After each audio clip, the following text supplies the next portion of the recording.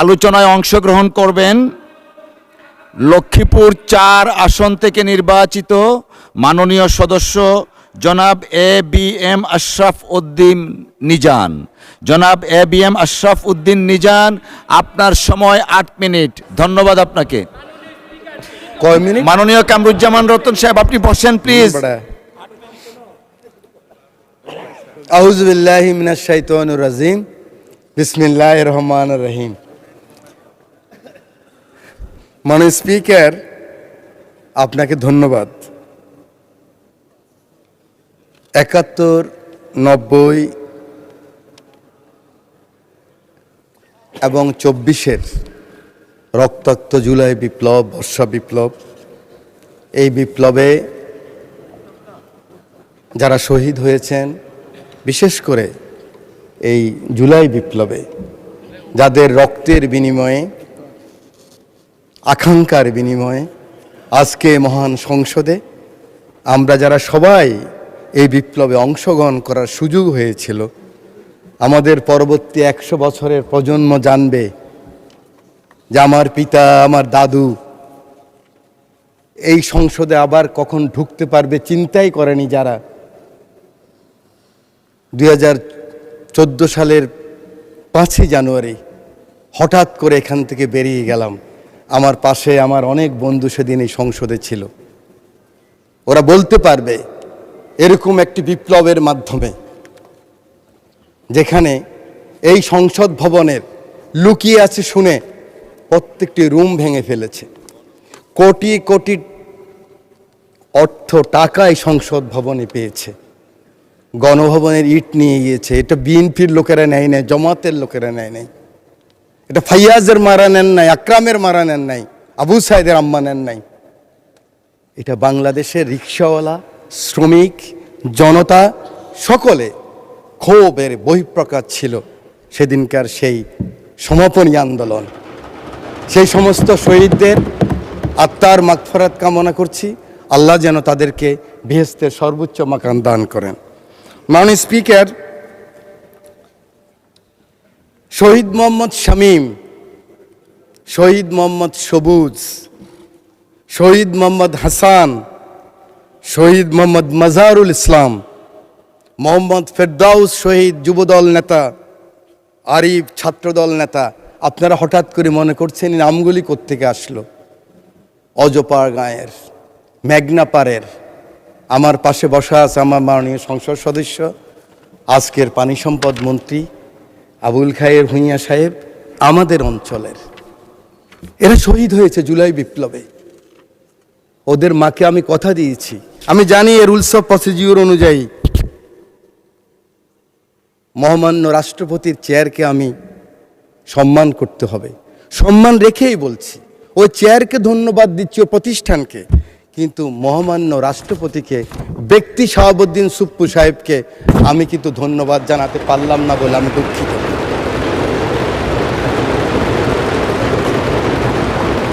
মাননীয় স্পিকার, শহীদ প্রেসিডেন্ট জিয়াউর রহমানকে স্মরণ করছি। আমার প্রিয় নেত্রী, আমার মা বেগম খালেদা জিয়া জীবনের শেষ পর্যায়ে এই চেয়ারে বসা ছিলেন 9th পার্লামেন্টে। তার পিছনে ছিলেন জনাব ফারুক সাহেব, আমরা ছিলাম, পার্থ সাহেব ছিলেন। প্রথম দিন 1/11-এর পরে আমরা যখন 26 জন, ম্যাডাম খালেদা জিয়া 3 জন, 29 জন, ছোট্ট রুমের মধ্যে পার্লামেন্ট পার্টির মিটিং হলেন, আমি সাইকোলজির ছাত্র, আরেকদিন বলেছিলাম, মুখ দেখেই বুঝেছি ম্যাডামের মনে অনেক কষ্ট। ম্যাডাম নিঃশ্বাস ছাড়লেন, বাম দিকে খন্দকার দেলোয়ার সাহেব বললেন আর এই রাজনীতি করা হবে না, আপনারা যান, আমরা বয়কট করব। আওয়ামী লীগ আসলে আওয়ামী লীগ বয়কট করবে, আমরাও তো অনুষ্ঠানে যাব না, আমরা আসলে আওয়ামী লীগ আসবে না, এই রাজনীতি বন্ধ করতে হবে। 5 জনকে পাঠালেন, আমরা সেখানে গেলাম ওত অনুষ্ঠানে। সংসদ শুরু হলো, 1.5 মাসের মাথায় বিশ্বাস করেন আমার মা সংসদে বসার মতো ভাষা এই পার্লামেন্টে ব্যবহৃত হয় নাই। এরকম টোকেন দিয়ে দিয়ে সংসদ নেতা ছিলেন ফ্যাসিস্ট, এই চেয়ারে বসা ছিলেন হাসিনা। উনি টোকেন দিতেন যুব মহিলা লীগের নেত্রীদেরকে, কিভাবে মন্দ বলা যায়, কিভাবে তারেক রহমান সম্বন্ধে মন্দ বলা যায়, কিভাবে খালেদা জিয়া সম্বন্ধে মন্দ বলা যায়। তারপরে সেই সংসদে আমরা ছিলাম। আজকে আমার নেতা শহীদ প্রেসিডেন্ট জিয়াউর রহমান রাজনীতিটা শুরু করলেন কিভাবে, গ্রোম করলেন কিভাবে। আমি তখন স্কুল থেকে কলেজে এসেছি। উনি ছাত্র, শিক্ষক, সাংবাদিক, সমাজের বিভিন্ন স্তরের মানুষকে নিয়ে গেলেন, সাংস্কৃতিক কর্মীদেরকে হিজবুল বাহারে, সেখানে তাদের সাথে আলোচনা করলেন। আমার সুযোগ হয়েছিল, আমি ফার্স্ট ইয়ার থেকে সেকেন্ড ইয়ার উঠলাম বিশ্ববিদ্যালয়ে। উলসি যদুনাথপুরে নিয়ে গেলেন আমাদেরকে, চট্টগ্রাম বিশ্ববিদ্যালয় থেকে ফার্স্ট সেকেন্ড যারা হয়েছে। 8 ঘন্টা ছিলাম। ওই হাতের স্পর্শ, ওই কথা, ওই ভীষণ এখনো মনের ভিতরে ভাসে। হয়ে গেলাম জাতীয়তাবাদী শক্তির একজন সৈনিক। আল্লাহ এই দুই নেতা এবং নেত্রীকে বেহেশতের সর্বোচ্চ মাকান দান করুক। সময় নেই, বলতে পারবো না, শুধু বলতে চাই, আর কত যুদ্ধ, আর কত তর্ক, আর কত বিতর্ক, আর কত ছোট করা। এই সংসদটাকে আসুন না সকলে মিলে, সকলের সংসদ, আকাঙ্ক্ষার সংসদ, বাংলাদেশের 16 কোটি 17 কোটি মানুষ যে সংসদ চায়। আমি এখানে যত কথাই বলি, আমি মনে করি আপনাকে ঘায়েল করেছি, আপনি মনে করেন আমাকে ঘায়েল করেছেন, কিন্তু বাংলার কৃষক, বাংলার শ্রমিক, বাংলার জেলে সে কিন্তু বোঝে আমার কথা সঠিক না আপনার কথা সঠিক। আমার মহাসচিব মহোদয় এখানে বসা আছেন, আমার মহাসচিব মহোদয়কে হেলমেট পরাই নিয়ে গেছি, নাম বলতে পারলাম না, একজন সেনাবাহিনীর প্রধানের সাথে মিটিং করার জন্য আজকের কৃষিমন্ত্রীর বাসায়। কারণ ওটা বেশি দিন নয়, 23 সালের কথা বলছি। জীবনের বাজি নিয়েই কথাগুলি করেছি আমরা। আমার নেত্রীর 11 আমার নেতাকে যখন নিয়ে গেল খবর পেলাম আমি, কারণ 7 দিন আগে শেষ দিন আমার দেখা হয়েছিল আমার নেতা তারেক রহমানের সাথে, বেগম খালেদা জিয়ার সাথে 111-এর পরে হাওয়া ভবনে। সেদিন ছিল ওনার শেষ দিন। খবর পেলাম ওনাকে নিয়ে গেছে, ঢুকে গিয়েছে। 196 জন এমপি ছিল এই পার্লামেন্টে, আমি ঢুকেছি।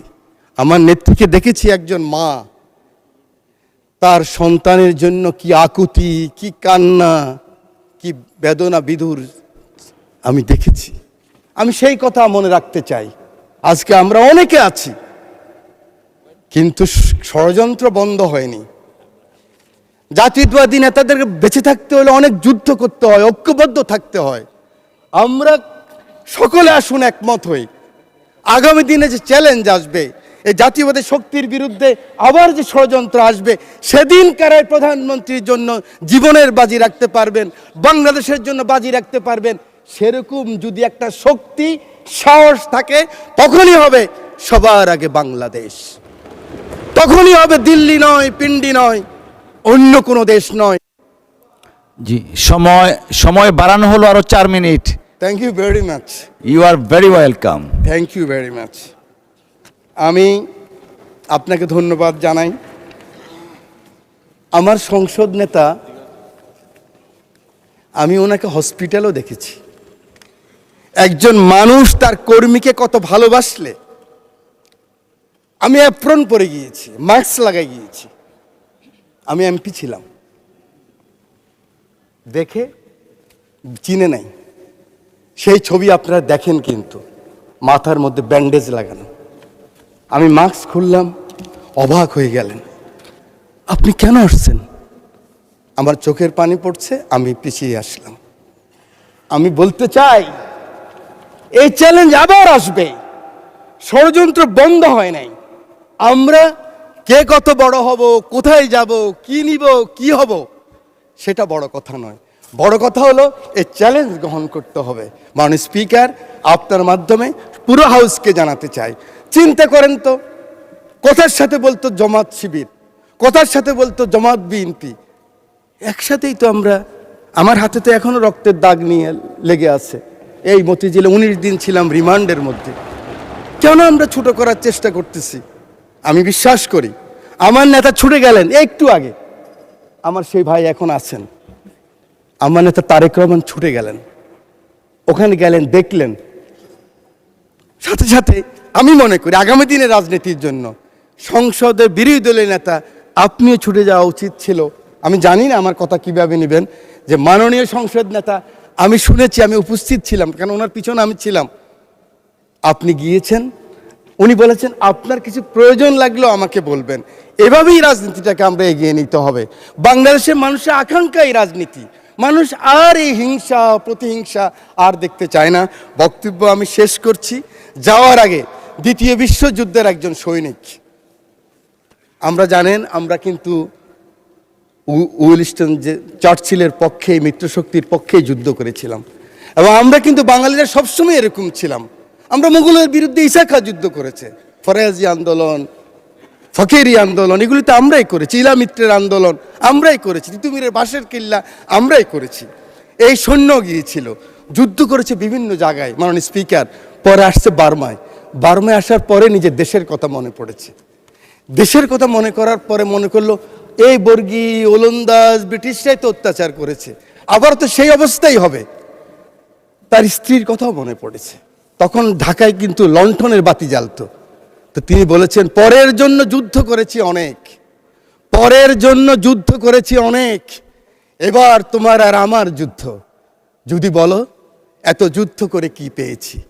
তিউনিসিয়ায় পেয়েছি জয়, উগান্ডায় পেয়েছি জনগণের ভালোবাসা, আর প্রতিবেশী বার্মায় পেলাম ঘরে ফেরার তাগাদা। আমি যেন সেই বাতিওয়ালা, যে পথ্য পথ্য রাস্তায় বাতি জ্বালিয়ে ফিরি, অথচ যার নিজের ঘরে জমে থাকে দুঃস্ব অন্ধকার। এই অন্ধকার আমরা কাটাতে চাই, এই অমনুষ্য থেকে বের হতে চাই।